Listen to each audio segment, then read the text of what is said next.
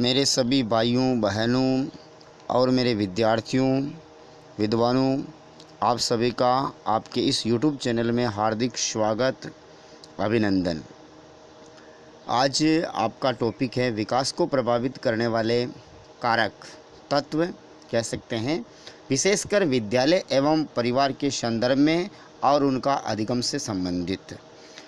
मेरे साथियों, यदि आपने अभी तक आपके इस YouTube channel RS science classes को सब्सक्राइब नहीं किया है तो प्लीज़ आपसे मैं विनम्र निवेदन करता हूं कि आप अपने इस YouTube चैनल को एक बार सब्सक्राइब ज़रूर कर लेना, ताकि मैं कोई भी वीडियो अपलोड करूं तो उसका नोटिफिकेशन सबसे पहले आपके पास पहुंच जाए।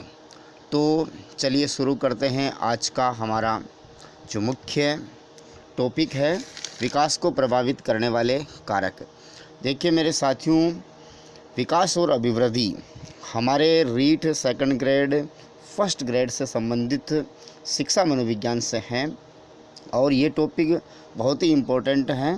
इससे 3 या 4 प्रश्न बनते हैं विकास और अभिवृद्धि से, और इनकी जो आगे हम अवस्थाएं पढ़ेंगे हमारे किशोरावस्था तक, इनसे 4-5 प्रश्न बनना लाजमी है। तो विकास को प्रभावित करने वाले जो कारक हैं और इनका आप PDF देख रहे हैं, ये PDF प्रमाणित जो हमारी RBSC की बुक है वहाँ से बनाए गए हैं और ये मेरे खुद के अपने नोट्स है। इन्हीं नोट्स से मैंने बहुत अच्छा प्रदर्शन किया है। आशा से भी मुझे अधिक परिणाम इन नोट्स से मिला है, तो मैं आपके साथ ये मेरे नोट्स शेयर कर रहा हूँ। आप इन कक्षाओं का आनंद उठाएं और ये नोट्स आप इनको नोट डाउन भी कर सकते हैं। तो चलिए ज़्यादा बातें नहीं करते हैं और हमारे मुद्दे पर आ जाते हैं। आज का हमारा टॉपिक है विकास को प्रभावित करने वाले कारक। तो देखिए, जो हमारा विकास होता है, मानव विकास अनेक कारकों के द्वारा होता है। ऐसा नहीं कि कोई एक कारक ही हमारे संपूर्ण विकास को कर देता है, नहीं, इनमें बहुत सारे कारक समावेशित होते हैं। यदि इन कारकों को हम देखा जाए तो मोटे तौर पर इन कारकों को हम 2 भागों में बांट सकते हैं। कितने भागों में? 2 भागों में हमारे विकास को प्रभावित करने वाले कारकों को हम बांट सकते हैं।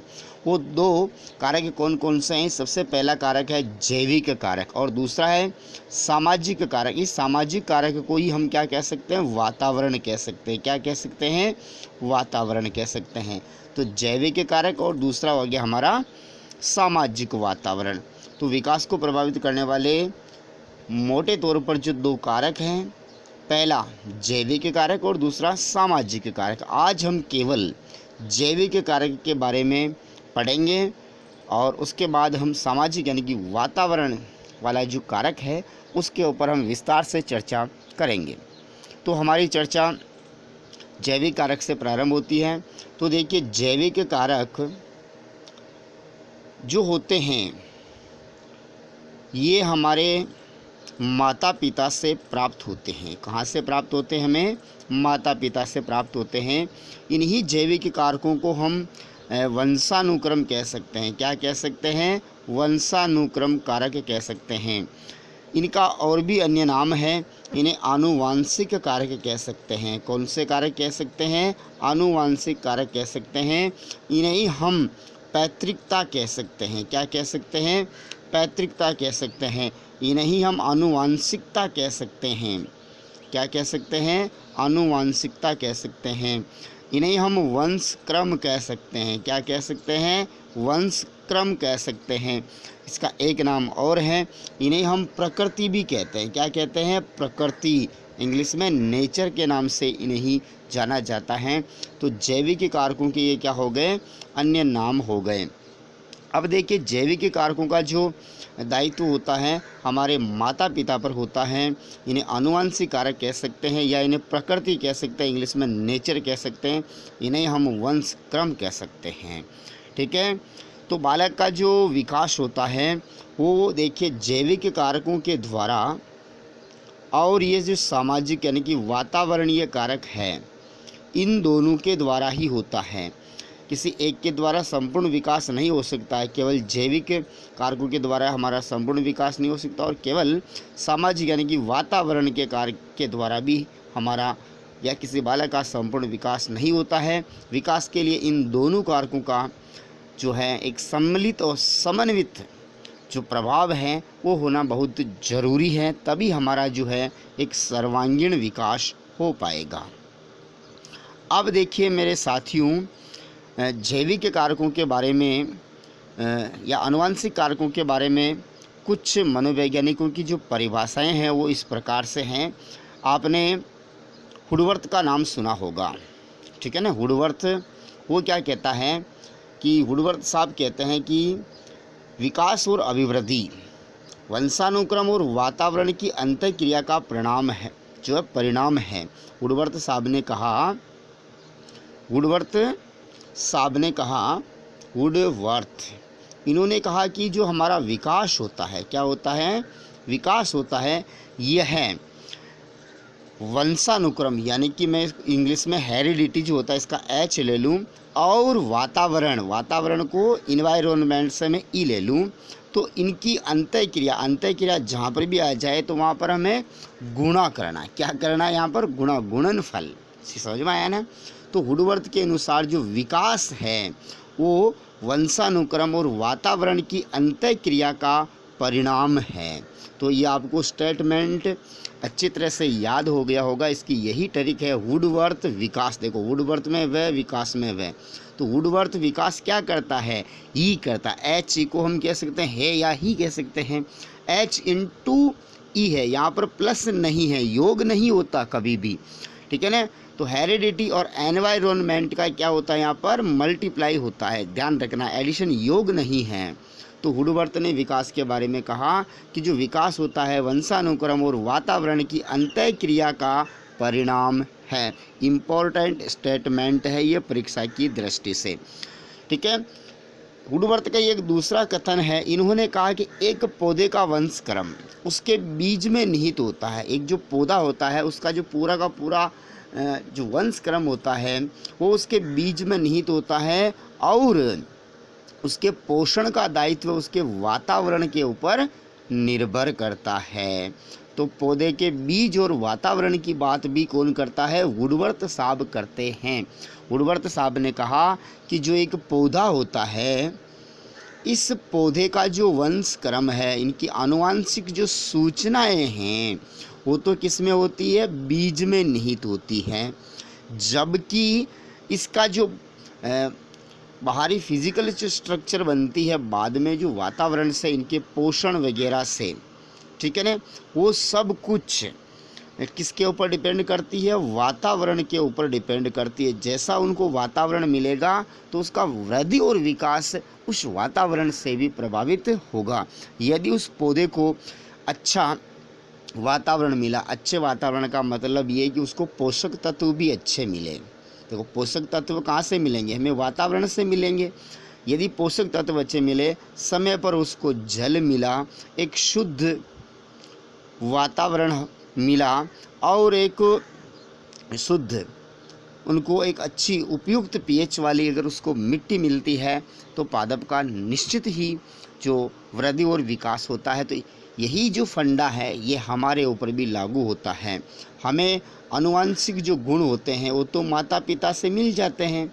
आनुवंशिक गुण तो हमें माता पिता से मिलते हैं। कौन से, आनुवंशिक गुण, ठीक है ना। आनुवंशिक गुण तो हमें माता पिता से मिल जाते हैं, ठीक है। परंतु जब हमारा जन्म हो जाता उसके बाद जिस प्रकार का हमारा पोषण होगा, जिस प्रकार की हमारी देखभाल होगी, जिस प्रकार का हमारा आसपास का वातावरण होगा, जिस प्रकार का हमें माहौल मिलेगा, उसी के अनुसार हमारा विकास होगा।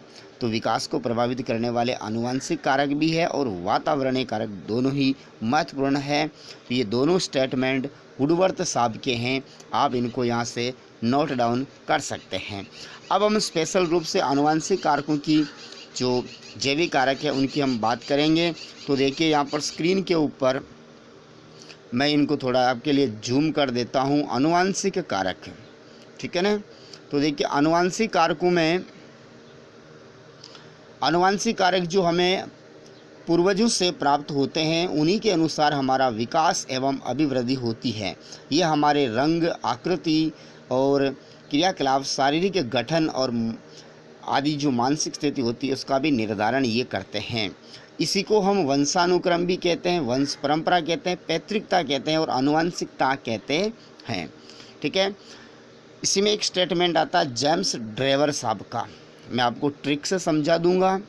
इन्होंने कहा, जेम्स ड्रेवर साहब ने कहा कि माता पिता की, हमारे माता और पिता की शारीरिक मानसिक विशेषताओं का संतानों में क्या होना। जेम्स ड्रेवर साहब ने कहा कि माता पिता की शारीरिक और मानसिक विशेषताओं का संतान में क्या होना, हस्तांतरण होना या संक्रमण होने को ही हम क्या कहते हैं, वंशानुक्रम कहते हैं। तो जेम्स ड्रेवर साहब के अनुसार वंशानुक्रम की परिभाषा क्या है, एक बार वापस सुन लीजिए। माता पिता से शारीरिक और मानसिक विशेषताओं का संतान के अंदर संक्रमण होना वंशानुक्रम कहलाता है। इसी के संदर्भ में वुडवर्थ साहब का और स्टेटमेंट है। इन्होंने कहा कि वंशानुक्रम के अंदर वे सभी बातें आ जाती है, वंशानुक्रम के अंदर वे सभी बातें आ जाती है जो जीवन का आरंभ करते समय, जब हमारा जीवन का आरंभ होता है, जीवन का आरंभ करते समय, जन्म के समय नहीं, गर्भाधान के समय, जन्म से लगभग 9 माह पूर्व व्यक्ति में उपस्थित होती है। तो वुडवर्थ साहब का ये स्टेटमेंट है, ये वंशानुक्रम से संबंधित है और इसमें ये आपको ध्यान रखना 9 माह पूर्व है। अगर 9 माह पूर्व कहीं पर भी आपको किसी स्टेटमेंट में दिख जाए तो उसका आपको आंसर वुडवर्थ ही करना है। ठीक है, और इनकी डेफिनेशंस जो स्टेटमेंट है आप यहाँ से नोट डाउन कर सकते हैं। इसके बाद देखिए, ये सभी बाजू हमने वंशक्रम की जो चर्चा की है। तो वंशक्रम का जो स्वरूप होता है, वंशक्रम का स्वरूप होता है अमूर्त। वंशक्रम का स्वरूप क्या होता है, अमूर्त। अब इसका हमें कैसे पता चलता है कि कोई संतान में उनके माता पिता से कुछ आनुवंशिक गुण आए हैं, तो उनकी हमें जो पहचान कैसे होती है, उस बालक के व्यवहार से होती है। ठीक है, उसके शारीरिक मानसिक विशेषताओं के द्वारा उस बालक से हम ये पहचान कर सकते हैं कि इनमें जो गुण हैं इनके माता पिता से आए हैं। इस प्रकार से हम आनुवंशिक गुणों का निर्धारण कर सकते हैं। ये आनुवंशिक गुण एक पीढ़ी से दूसरी पीढ़ी में निरंतर रूप से संक्रमित होते रहते हैं। ठीक है, तो उसके बाद देखिए, जो आनुवंशिक गुण होते हैं ये एक पीढ़ी से दूसरी पीढ़ी में जो संक्रमित होते हैं, ये किनके द्वारा होते हैं, तो ये जीन के द्वारा होते हैं। किनके द्वारा होते हैं, जीन के द्वारा होते हैं। जीन को इंग्लिश में जी यानी लिखते हैं जीन।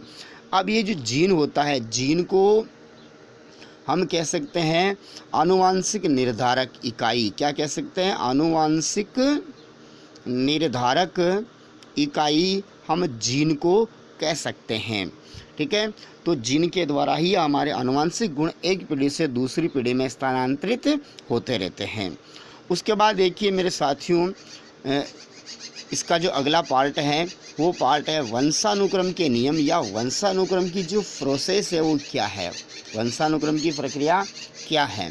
तो देखिए मेरे साथियों कि हमारा जो शरीर है, मानव शरीर जो होता है वो कोशिकाओं से निर्मित होता है। आप सभी जानते हैं कि हमारा शरीर किन से मिलकर के बना हुआ है, कोशिकाओं से। हम बहुकोशिकीय जीव हैं। बहुकोशिकीय हमारा शरीर जो होता है करोड़ों कोशिकाओं से मिलकर के बना हुआ होता है। परंतु आपको एक जानकारी बताऊं, शायद आपको उसके बारे में पता होगा, बहुत ही रोचक जानकारी है कि जो हमारे शरीर का आरंभ जो होता है, शरीर का आरंभ होता है वो एक कोशिका से होता है। कितनी कोशिका से होता है, एक कोशिका से हमारे शरीर का क्या होता है, आरंभ होता है। ठीक है ना।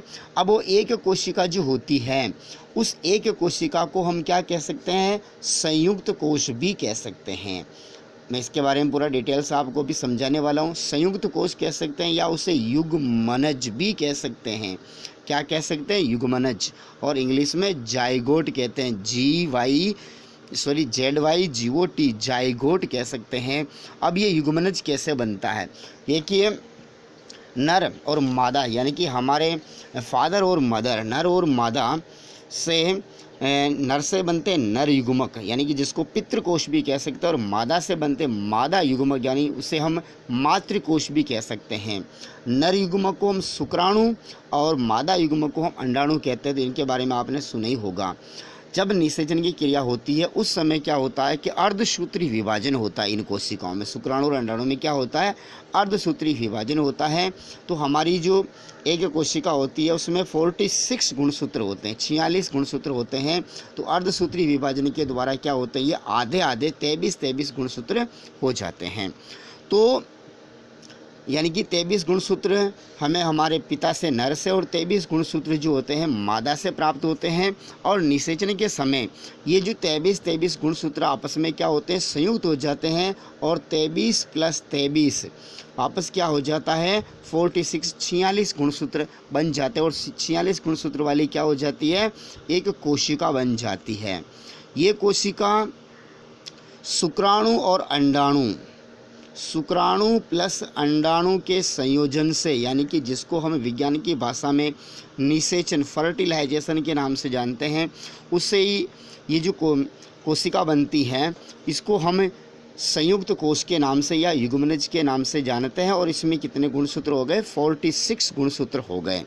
अब जैसे ही ये युग्मनज बन गया निषेचन के पश्चात, अब इस युग्मनज में कौन सा विभाजन होता है, समसूत्री विभाजन होता है। क्या होता है, समसूत्री विभाजन होता है। मेरे साइंस के जो भी भाई बहन विद्यार्थी है वो इनके बारे में अच्छे तरह से जानते हैं, ठीक है। और जो नहीं जानते हैं उनको मैं यहाँ पर विज्ञान की दृष्टि से भी समझाते जा रहा हूँ। अब समसूत्री विभाजन में क्या होता है कि जो एक कोशिका बनी युग्मनज, इस एक कोशिका से क्या बनती है, 2 कोशिका बन जाती है। समसूत्री विभाजन में जस्ट डबल बन जाती है उसकी। अब 2 से क्या बनेगी, 4 कोशिकाएं बनेगी, 4 से क्या बनेगी, 8 बनेगी, और 8 से 16 बनेगी, 16 से क्या बनेगी, 32 बनेगी, और 32 से क्या बनेगी, 64 बनेगी, 64 से कितनी बन जाएगी, 128 बन जाएगी। इस प्रकार से ये गुणा होती हुई बनती है। और एक कोशिका से धीरे धीरे क्या होती है, एक बहुकोशिकीय संरचना बन जाती है, जिसे हम कह सकते हैं भ्रूण। यही भ्रूण आगे जाकर के विकसित होता है, परिवर्तित होता है, और 9 माह के बाद में यही भ्रूण एक शिशु के रूप में क्या ले लेता है, जन्म ले लेता है। तो इस प्रकार से ये तो एक सामान्य प्रोसेसिंग हो गई। तो वंशानुक्रम का जो प्रोसेस है वो इसी प्रकार से होती है।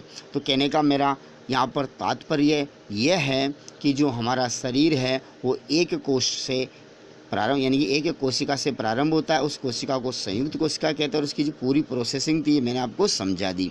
अब मेरे प्यारे विद्यार्थियों, एक जानकारी और भी हमें पूछी जा सकती है कि जो एक गुणसूत्र होता है, एक गुणसूत्र में लगभग 40 से लेकर के 100, कितने, 40 से लेकर के 100 जीन हो सकते हैं, ठीक है। जीन जो होते हैं आनुवांशिक निर्धारक होते हैं, आनुवांशिकता की इकाई होती है। जीन के माध्यम से गुण एक पीढ़ी से दूसरी पीढ़ी में हस्तांतरित होते हैं, इम्पोर्टेंट चीज़ है। उसके बाद देखिए मेरे साथियों, हमारी जो प्रत्येक कोशिका होती है, प्रत्येक कोशिका में 46 गुणसूत्र होते हैं। कितने गुणसूत्र होते हैं, 46 गुणसूत्र होते हैं, 46 गुणसूत्र होते हैं। तो मानव की कोशिका में कितने गुणसूत्र होते हैं, 46 गुणसूत्र होते हैं। उसके बाद में नेक्स्ट जानकारी जो ये वाली तो मैंने आपको बताई दी है, वंशानुक्रम निर्धारक जो कि जीन होते हैं, आनुवंशिक निर्धारक कह सकते हैं। उसके बाद में देखिए मेरे साथियों, कुछ मनोवैज्ञानिकों ने वंशानुक्रम के नियम बताए हैं। वंशानुक्रम के हम नियम पढ़ने वाले हैं। तो सबसे पहला नियम है बीजकोश की निरंतरता का नियम। ये बीजकोश की निरंतरता का नियम वंशानुक्रम का नियम है। तो बीजकोश की निरंतरता का जो नियम है ये किसने दिया, वीजमैन ने दिया। किसने दिया, वीजमैन ने बीजकोश की निरंतरता का नियम दिया। तो देखिए बीज और वीज आप ऐसे याद रख सकते हैं, बीज और वीज, बीज वीज, बीज वीज। तो बीज कोश की निरंतरता का नियम किसने दिया? वीजमैन साहब ने दिया है। अब इन्होंने क्या कहा? तो इन्होंने कहा कि बीज कोश का कार्य उत्पादक कोशों का निर्माण करना। जो बीज कोश होते हैं, जो हमारे जीन्स होते हैं, इनसे हमारे शरीर में उत्पादक कोशिकाओं का या कोशों का निर्माण होता है। जो बालक को अपने माता पिता से मिलते हैं, ये बीज कोश बालक को एक माता पिता से मिलते हैं, वह अगली पीढ़ी में स्थानांतरित कर दिए जाते हैं और बीज कोश पीढ़ी दर पीढ़ी चलते रहते हैं। बीज कोश कभी भी नष्ट नहीं होते हैं। ठीक है, बीज कोश कभी भी नष्ट नहीं होते, ये एक पीढ़ी से दूसरी पीढ़ी में चलते रहते हैं। ये हमें माता पिता से प्राप्त होते हैं, यानी कि ये आनुवंशिक गुण होते हैं। उसके बाद में काय कोश। काय कोश जो होता है वो शरीर के निर्माण में सहायक होती है, यानी काय कोशिकाएं शरीर के निर्माण में सहायक होती है। ठीक है, उत्पादक कोश पीढ़ी दर पीढ़ी संचित होते हैं, मैंने पहले बता दिया। तो ये बीज कोश की निरंतरता का नियम था, परंतु ये जो नियम है वर्तमान में स्वीकार नहीं है। B.N. झा ने इस नियम की कड़ी आलोचना की है। B.N. झा साहब ने इस नियम की क्या की है? कड़ी आलोचना की है। ठीक है, तो वर्तमान में ये नियम मान्य नहीं है, परंतु हमें परीक्षा की दृष्टि से ध्यान रखना है। बीज कोश की निरंतरता का नियम किसने दिया? वीजमैन ने दिया। इसके अनुसार इन्होंने 2 प्रकार के कोश बताए। ठीक है, उत्पादक कोश और काय कोश। उत्पादक कोश और काय कोश। उत्पादक कोश क्या होते हैं? पीढ़ी दर पीढ़ी संचित होते हैं, ये कभी नष्ट नहीं होने वाले होते, जबकि काय कोश से हमारा शरीर का जो है निर्माण होता है। इनके बारे में ये 2 ही जानकारियाँ महत्वपूर्ण है। उसके बाद में अगला जो नियम है वो है समानता का नियम। देखिए मेरे साथियों, समानता का नियम क्या है? समानता का नियम सोरेनसन ने दिया। किसने दिया? सोरेनसन ने। ठीक है, तो सोरेनसन से समानता, और सोरेनसन ने समानता के नियम में क्या लिखा है वो आपको याद रखना बहुत ज़रूरी है। तो सोरेनसन ने कहा कि बुद्धिमान माता पिता के बच्चे बुद्धिमान, इन्होंने कहा कि जैसे माता पिता होते हैं वैसे ही उनकी संतान बन जाती है, और ये किससे बनती है? वंशानुक्रम से, यानी कि जो आनुवंशिक गुण माता पिता से संतान को प्राप्त होते हैं उनसे उनकी संतान बन जाती है। तो उन्होंने कहा कि बुद्धिमान माता पिता के बच्चे बुद्धिमान होते हैं, साधारण माता पिता के बच्चे साधारण होते हैं, और मंद बुद्धि माता पिता के बच्चे मंद बुद्धि वाले होते हैं। इस प्रकार की जो शारीरिक रचना की दृष्टि से बच्चे माता पिता के समान होते हैं, शारीरिक रचना की दृष्टि से भी जो बच्चे होते हैं वो माता पिता के समान होते हैं। तो देखो समानता में इसको याद रखने का जो तरीका है, समानता में सोरेनसन है, से हो गया। इन्होंने कहा कि जैसे माता पिता होते हैं, यानी कि जैसे माता पिता होते हैं वैसी की वैसी उनकी संतान होती है। यदि माता पिता बुद्धिमान है तो संतान भी बुद्धिमान है, यदि माता पिता साधारण है तो संतान भी साधारण है, यदि माता पिता मंद बुद्धि वाले हैं तो संतान भी मंद बुद्धि वाले, यानी कि समानता है। संतान और माता पिता में क्या है? समानता है। यही समानता का नियम है, वंशानुक्रम से संबंधित। उसके बाद में अगला नियम है विभिन्नता का नियम। किसका नियम है? विभिन्नता का नियम। विभिन्नता का नियम देने वाले हैं डार्विन और लेमार्क। विभिन्नता का नियम किसने दिया? डार्विन और लेमार्क साहब ने विभिन्नता का नियम दिया। इन्होंने कहा कि बालक अपने माता पिता के बिल्कुल समान न होकर के उसमें कुछ अलग विशेषताएं होती है। ठीक है, इसी प्रकार एक ही माता पिता के बच्चे रंग, रूप, आकार, लंबाई, बुद्धि में एक समान नहीं होते हैं। इन्होंने बहुत अच्छी बात की है। डार्विन साहब और लेमार्क ने विभिन्नता का जो नियम दिया, इन्होंने कहा कि जैसे माता पिता होते हैं, जो उनकी संतान होती है वो माता पिता के समान नहीं होती है। एक ही माता पिता के अगर 2 या 3 संतान है तो इन संतानों में भी क्या पाई जाती है? विभिन्नता पाई जाती है। शारीरिक दृष्टि से, मानसिक दृष्टि से, सामाजिक दृष्टि से, चारित्रिक दृष्टि से, नैतिक दृष्टि से, हर प्रकार से संवेगात्मक दृष्टि से भी इन संतानों में क्या होती है? विभिन्नता होती है। तो यही विभिन्नता का नियम है। ठीक है, उसके बाद जो चौथा नियम है वंशानुक्रम से संबंधित वो है प्रत्यागमन का नियम। प्रत्यागमन का नियम वापस सोरेनसन ने दिया था। ठीक है, इनके प्रवर्तक जो है वो सोरेनसन है, और समानता में भी सोरेनसन है और प्रत्यागमन में भी सोरेनसन है। देखिए सबसे पहले तो हम इस प्रत्यागमन शब्द को ही समझ लेते हैं। प्रत्यागमन, प्रत्यागमन का यदि हम संधि विच्छेद करते हैं तो प्रति प्लस आगमन क्या बनेगा? प्रति प्लस आगमन। प्रति प्लस आगमन, प्रति आगमन का होता है फिर से लौट करके आ जाना, ऐसा अर्थ इनका बन सकता है। देखिए सोरेनसन साहब ने प्रत्यागमन के नियम में कहा कि बहुत प्रतिभाशाली माता पिता के बच्चों में प्रतिभा कम होने की प्रवृत्ति होती है। जैसे बहुत ही प्रतिभाशाली माता पिता है, प्रतिभाशाली माता पिता है, तो इन्होंने कहा कि जो इनकी संतान होती है उन संतानों में जो प्रतिभा होगी वो क्या होगी? कम होगी। ठीक है ना, समझ में आया। उसके बाद इन्होंने कहा कि बहुत निम्न कोटि के माता पिता के बच्चों में कम निम्न कोटि होने की प्रवृत्ति होती है। जैसे कि कोई निम्न कोटि के माता पिता है तो जो उनकी संतान होगी तो उन संतानों में जो कम गुण है, जो निम्न गुण है, वो थोड़े से क्या होंगे? कम होंगे। यानी कि इनका जो अपने शब्दों में अगर बात करें, जो जैसे निम्न कोटि के माता पिता है तो उनकी जो संतानें होगी वो निम्न कोटि की नहीं होगी, उनके माता पिता से उनमें अच्छे गुण होंगे, माता पिता से वो ज़्यादा होशियार होंगे, ऐसा सोरेनसन ने कहा। इसको प्रत्यागमन को हम कह सकते हैं कि माता पिता से विपरीत गुण होंगे। प्रत्यागमन का अर्थ क्या है? माता पिता से विपरीत गुण होंगे संतानों में, माता पिता से विपरीत गुण संतान में होते हैं, वही प्रत्यागमन का नियम है और सोरेनसन साहब ने दिया है। ठीक है, प्रकृति का नियम है कि देखिए प्रकृति क्या कहती है कि प्रकृति विशिष्ट गुणों की बजाय सामान्य गुणों का अधिक वितरण करती है। सोरेनसन साहब कहते हैं कि प्रकृति क्या है? विशिष्ट गुणों की बजाय सामान्य गुणों का अधिक वितरण करती है ताकि सभी प्राणियों का जो स्तर एक समान बना रहे। यही कारण है कि महान व्यक्तियों के पुत्र महान नहीं होते हैं। जैसे इन्होंने एक उदाहरण दिया, जैसे कि महात्मा गांधी के पुत्र उन जो थे उनसे कम उच्च कोटि के थे। जितने महान महात्मा गांधी थे उतने उनके जो पुत्र थे वो महान नहीं हुए हैं। तो इसका अर्थ ये हुआ कि महानता जो है महात्मा गांधी से उनकी जो संतान में गई है वो पूरी की पूरी महानता यहाँ पर नहीं आई है। ठीक है ना, तो ये ऐसा हुआ।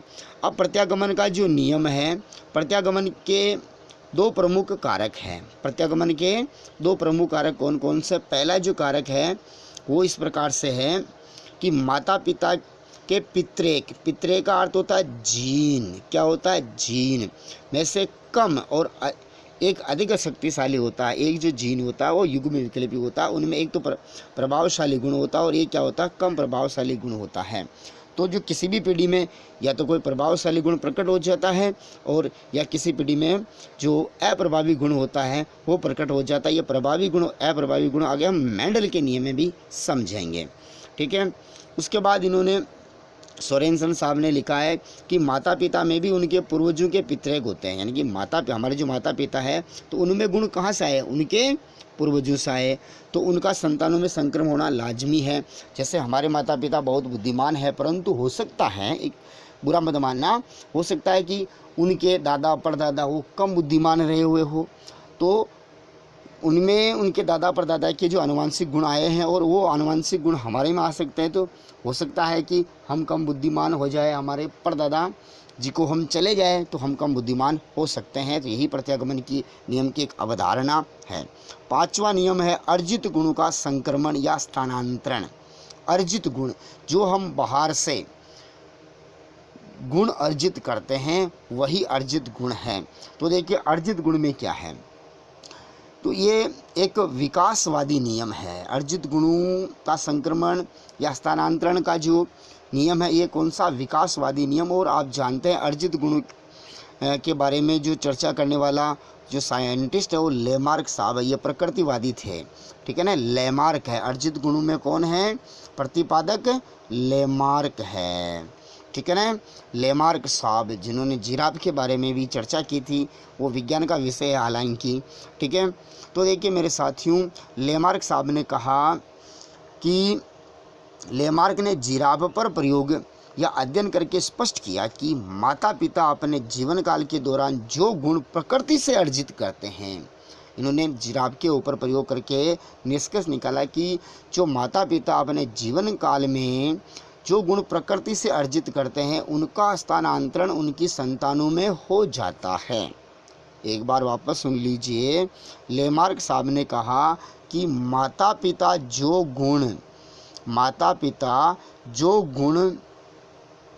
प्रकृति से प्राप्त करते हैं, ठीक है ना, प्रकृति से प्राप्त करते हैं, वह गुण उनकी संतानों में स्थानांतरित हो जाते हैं। ये वंशानुक्रम के बारे में लेमार्क साहब ने कहा। और अर्जित गुणों का स्थानांतरण, जो गुण हम प्रकृति से प्राप्त करते हैं वो अर्जित गुण होते हैं, और वो अर्जित गुण माता पिता से उनकी संतान में चले जाते हैं।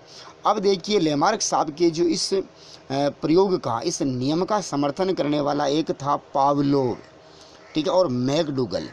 पावलोव साहब और मैकडूगल साहब ने चूहों के ऊपर प्रयोग करके लेमार्क के इस नियम का क्या किया, समर्थन किया, ठीक है ना। और एक हैरिसन भी था, हाँ, हैरिसन ने भी पतंगों के ऊपर, ये छोटे छोटे होते ना तितलियां वगैरह ऐसे होते कीड़े, उनके ऊपर प्रयोग करके लेमार्क साहब का समर्थन किया। तो पावलोव ने, मैकडूगल ने और हैरिसन ने लेमार्क के इस नियम का समर्थन किया, परंतु वुडवर्थ साहब ने इस नियम का क्या किया, विरोध किया। अर्जित गुणों के जो संक्रमण है, अर्जित गुणों का जो स्थानांतरण है, उसका इन्होंने क्या किया, वुडवर्थ साहब ने विरोध किया है। वर्तमान में ये अर्जित गुणों के संक्रमण वाला नियम है, ये मान्य नहीं है, ठीक है। तो 5 नियम हो गए। उसके बाद छठा नियम है मेंडल साहब का नियम। कौन सा नियम है, मेंडल साहब का नियम। तो मेंडल साहब के बारे में मैं आपको बता दूं, इन्हें आनुवांशिकता का जनक कहा जाता है। सबसे इम्पोर्टेंट विज्ञान विषय के विद्यार्थियों, आप तो जानते ही होंगे कि आनुवांशिकता का जो जनक है ग्रेगर जोहन मेंडल। पूरा नाम क्या है, ग्रेगर जोहन मेंडल। ये कोई बड़े साइंटिस्ट नहीं थे, ये एक पादरी थे। चर्च में क्या थे, ये पादरी यानी पुजारी, ये पुजारी थे चर्च में। तो अब चर्च में क्या करते थे ये, कि इनके भगवान की सेवा वगैरह करने के बाद जो इनके उद्यान में, वहाँ का जो चर्च था उसके उद्यान में मटर के पादप थे। इन्होंने मटर के पादप लगाए। मटर के पादप के ऊपर इन्होंने क्या करना शुरू कर दिया, अध्ययन करना शुरू कर दिया, स्टडी करना इन्होंने शुरू कर दिया। तो इन्होंने, अब वो लंबी फिल्म है उसके बारे में हम नहीं जाएंगे। तो मेंडल ने मटर के पादप का अध्ययन करके वंशागति के नियम दिए। मेंडल साहब ने मटर के अलावा, अगर आपसे पूछ ले किसके ऊपर और स्टडी की, तो चूहों के ऊपर स्टडी की। ये बहुत ही इम्पोर्टेंट जानकारी है। मटर के बारे में तो सब जानते हैं, परंतु मटर के अलावा चूहों के ऊपर भी इन्होंने क्या किया, अध्ययन किया। इन्होंने वंशागति के 3 नियम दिए। कितने नियम बताए या दिए, 3। वंशागति के 3 नियम दिए, ठीक है। पहला नियम है प्रभाविता का नियम। कौन सा नियम है, प्रभाविता का नियम, प्रभाविता का नियम। दूसरा नियम है पृथक्करण का नियम। कौन सा नियम, पृथक्करण का नियम। प्रभाविता का नियम, दूसरा नियम है पृथक्करण का नियम, और तीसरा नियम मैं लिख रहा हूँ स्वतंत्र अपव्यूहन का नियम, स्वतंत्र अपव्यूहन का नियम। तो ग्रेगर जोहन मेंडल साहब ने वंशागति के कितने नियम दिए, तो 3 नियम दिए। कौन कौन से, प्रभाविता का नियम, पृथक्करण का नियम, स्वतंत्र अपव्यूहन का नियम। ग्रेगर जोहन मेंडल ने वंशागति का जो प्रयोग है वो किस पादप के ऊपर किया, मटर के ऊपर किया, ठीक है ना। मटर का वैज्ञानिक नाम क्या है, पाइसम सैटाइवम। क्या नाम है, पाइसम सैटाइवम। मेरे विज्ञान के जो साथी हैं वो इनको अच्छी तरह से याद कर ले। पाइसम सैटाइवम मटर का वैज्ञानिक नाम है। अगर आपसे मटर के बारे में भी और पूछे कि किस मटर के ऊपर प्रयोग किया, तो उद्यान मटर के ऊपर। ये भी एक जंगली मटर ऐसा मटर आपको दे दे तो आपको उद्यान मटर चुनना है, नहीं कि कोई जंगली मटर वगैरह आपको ऑप्शन में हो तो वो नहीं चुनना है। मेरे प्यारे विद्यार्थियों, मेंडल की वंशागति के नियम काफ़ी वर्तमान में भी मान्य है और हमारी पाठ्य पुस्तकों में भी विस्तार से हम पढ़ते हैं। ठीक है, तो इम्पोर्टेंट है ग्रेगर जोहन मेंडल साहब। उसके बाद में देखिए 7वां जो नियम है वो है गाल्टन का नियम। ये गाल्टन साहब नहीं दिया तो उनके नाम से इनको जाना जाता है। गाल्टन ने इंग्लैंड में 1977 में, कब 1977 में 1977 में वंशागति के ऊपर इन्होंने प्रयोग किया और इन्होंने बताया कि व्यक्ति का कद, वर्ण, वजन, स्वास्थ्य, बुद्धि, मानसिक शक्तियाँ आदि पर वंशानुक्रम का प्रभाव पड़ता है। किस किस के ऊपर? कद के ऊपर, वर्ण, वजन, स्वास्थ्य, बुद्धि, मानसिक शक्तियों के ऊपर वंशानुक्रम का प्रभाव पड़ता है। और गाल्टन साहब ने एक स्टेटमेंट दिया जो इम्पोर्टेंट है, वो आपको याद रखना है। गाल्टन साहब ने कहा कि महान न्यायाधीशों, राजनीतिज्ञों, सैनिक पदाधिकारियों, साहित्यकारों, वैज्ञानिकों और खिलाड़ियों के जीवन चरित्र का अध्ययन करने से ज्ञात होता है कि इनके परिवारों में इन्हीं क्षेत्रों में प्रशंसा प्राप्त अन्य व्यक्ति भी हुए हैं। इन्होंने कहा कि महान न्यायाधीश हो, चाहे राजनीतिज्ञ हो, चाहे सैनिक पदाधिकारी हो, चाहे साहित्यकार, वैज्ञानिक, खिलाड़ी, इनके जीवन का इन्होंने क्या क्या अध्ययन किया और इन्होंने निष्कर्ष निकाला कि इन क्षेत्रों से संबंधित इनके पूर्वज पहले इन क्षेत्रों में प्रशंसा प्राप्त कर चुके हैं। यानी कि कोई राजनेता है तो उनका पूर्वज पहले राजनेता रहा है, कोई साहित्यकार है तो उनका जो पूर्वज या उनके दादा परदादा पहले वो साहित्यकार रहे हैं। अगर कोई खिलाड़ी है तो हो सकता है कि उसके पिता, माता, उसके दादा वो भी क्या रहे हो? खिलाड़ी रहे हो। तो इस प्रकार का नियम है गाल्टन का नियम। ठीक, गाल्टन के नियम को हम महानता का नियम भी कहते हैं, क्योंकि महान व्यक्तियों के महान जो है संतानें पैदा हुई है, तो महानता का नियम भी इसे कहा जा सकता है। तो गाल्टन के नियम का दूसरा नाम क्या है? महानता का नियम है। अब देखिए मेरे साथियों, कुछ जो नियम है वो इस प्रकार से हैं। देखिए, वंशानुक्रम का नियम का जो प्रभाव है वो निम्न के ऊपर पड़ता है और किस किस के ऊपर पड़ता है? तो वंशानुक्रम का प्रभाव मूल शक्तियों के ऊपर जो पड़ता है, वंशानुक्रम का प्रभाव हमारी जो मूल शक्तियां हैं उनके ऊपर पड़ता है। तो इसका अध्ययन करने वाला कौन है? थॉर्नडाइक है। वंशानुक्रम के जो वंशानुक्रम है उसका प्रभाव हमारी मूल शक्तियों के ऊपर पड़ता है और तो इसका अध्ययन करने वाला कौन है? थॉर्नडाइक साहब है। इसी प्रकार से अगला है कि वंशानुक्रम का जो प्रभाव है, किसका प्रभाव? वंशानुक्रम का जो प्रभाव है वो प्रजाति की श्रेष्ठता के ऊपर भी पड़ता है। प्रजाति यानी कि जाति की श्रेष्ठता के ऊपर पड़ता है। इसका अध्ययन करने वाला कौन है? क्लीनबर्ग है। ठीक है, वंशानुक्रम के प्रभाव का जो अध्ययन व्यवसाय के क्षेत्र में करने वाला है, यानी कि व्यवसायिक योग्यता के ऊपर वंशानुक्रम के प्रभाव का अध्ययन कैटल साहब ने किया है। सामाजिक स्थिति के ऊपर वंशानुक्रम के प्रभाव का अध्ययन विनशिप ने किया है। किसने किया? विनशिप ने। ठीक है, इसी प्रकार से शारीरिक लक्षणों के ऊपर वंशानुक्रम का प्रभाव जो पड़ता है उसका अध्ययन कार्ल पियर्सन ने किया है। वंशानुक्रम का प्रभाव चरित्र के ऊपर पड़ता है, उसका प्रभाव डगडेल ने किया। और डगडेल वाला जो है ना, ये इम्पोर्टेंट है, डगडेल वाला, कि वंशानुक्रम का प्रभाव हमारे जो है चरित्र के ऊपर पड़ता है और इसका अध्ययन करने वाला कौन है? डगडेल है। इसने कहा कि खराब चरित्र वाले या खराब चरित्र वाले जो माता पिता होते हैं उनकी संतानें भी क्या होती है? खराब ही होती है। इस प्रकार से चरित्र के ऊपर वंशानुक्रम का जो प्रभाव पड़ता है उसका अध्ययन करने वाला डगडेल है और इम्पोर्टेंट है डगडेल। उसके बाद देखिए डगडेल ने जूक के वंशजों का अध्ययन किया। जूक के वंशजों का अध्ययन करके ये चरित्र के ऊपर प्रभाव पड़ता वंशानुक्रम का, उसके बारे में इन्होंने स्टेटमेंट दिया। महानता के ऊपर, हमारी जो महानता होती है उसके ऊपर वंशानुक्रम का प्रभाव पड़ता, तो गाल्टन ने, अभी हमने पढ़ा ही महानता का नियम जो गाल्टन का नियम है। बुद्धि के ऊपर, हमारी जो IQ होती है, बुद्धि के ऊपर वंशानुक्रम का प्रभाव पड़ता है, उसका अध्ययन करने वाला गोडार्ड है। ठीक है, इस प्रकार से वंशानुक्रम के बारे में ये कुछ तथ्यात्मक जानकारी है।